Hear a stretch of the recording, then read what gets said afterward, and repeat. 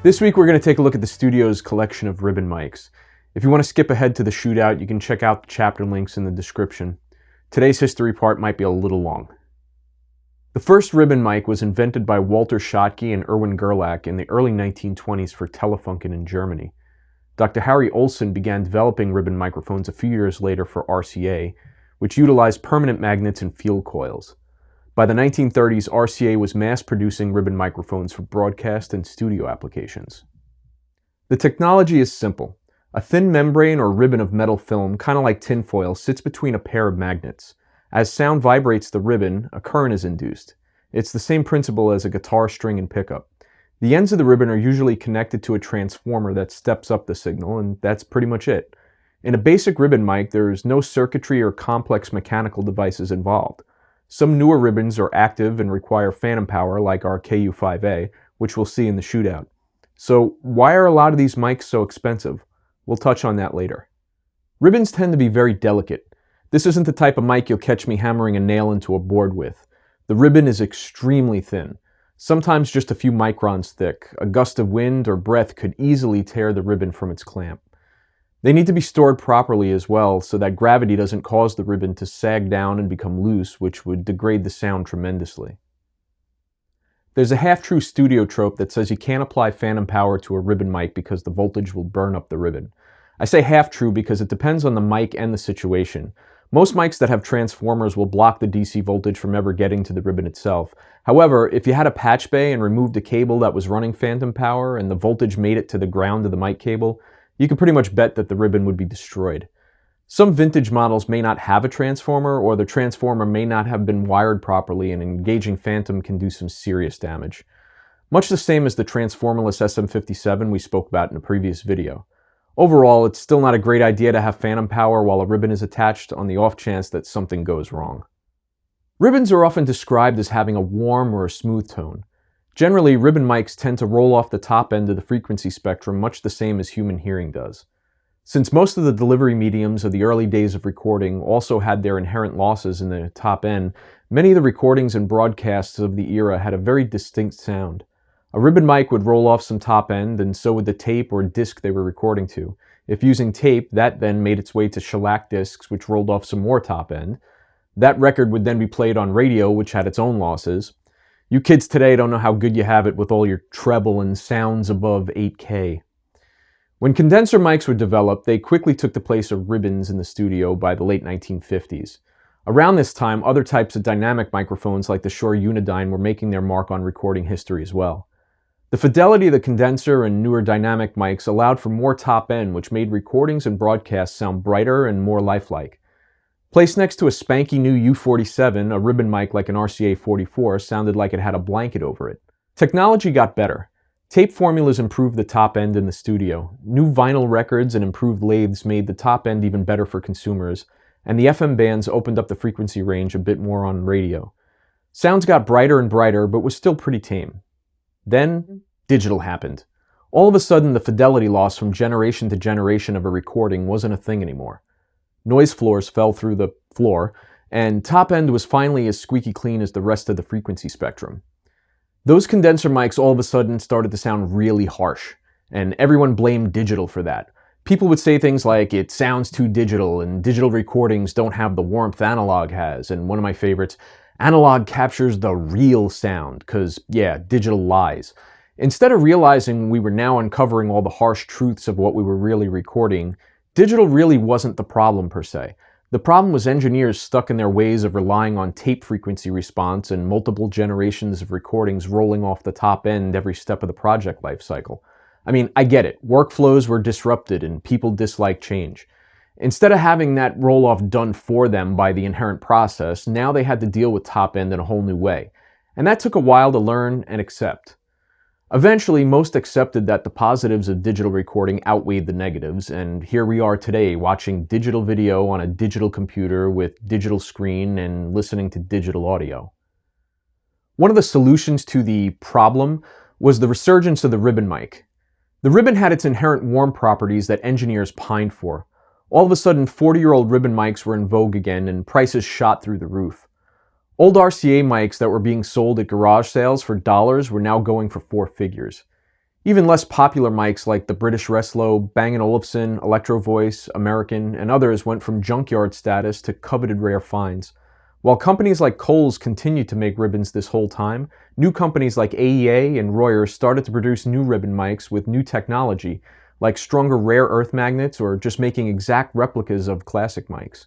These new ribbons came at a premium, however. With the Royer 121 and Coles 4038 coming in around $1,500 US, the stereo AEA R88 Mark II currently retails for about $2,000, and a recreation of the RCA 44 from AEA weighs in around $3,000 or more. While it's possible for machines to assemble the mics, companies like AEA, Royers, and Coles are still producing their mics by hand. Cutting and crimping a ribbon is a delicate process that takes an incredible patience. Producing the bodies for these mics can cost a considerable amount, but what is it you're getting for all the money? Having the right tools, you can put a ribbon mic together for under $100, as we'll see soon in the shootout. But is it worth it? Do these mics really impart some kind of magic in the studio that demands thousands in cost? Is the sub-$100 mic just as good as one that's over $1,000? Well, that's for you to decide, and that brings us to today's shootout.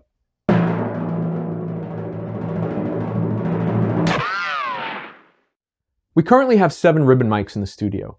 A 1940s RCA 74B, a 1970s Reslo MR1, a Royer 121, an MXL R80, an AEA KU5A, an AEA R88, and a ribbon mic that I made for the studio about 10 years ago we'll call the Homebrew.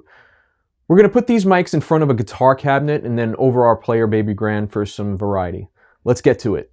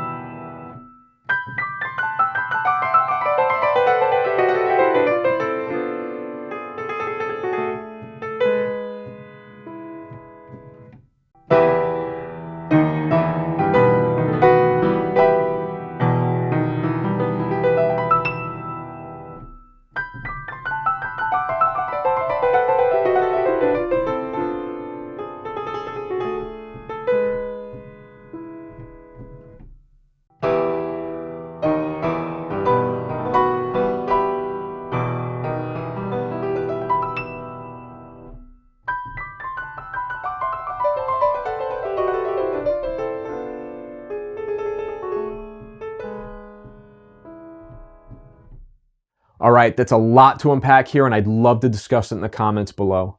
Are you currently using a ribbon in your studio? If so, what are you using and how are you using it? The R88 is our go-to for drum overheads and room sounds in stereo. The 121 practically lives on guitar cabinets, and the KU5A and our homemade mic tend to find their way onto just about every horn that comes through the door.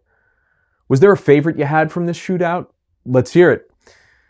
And that's it for this week. Thanks for watching. Please hit the like and subscribe button so we can continue to bring you new content every week. This is Pags, signing off.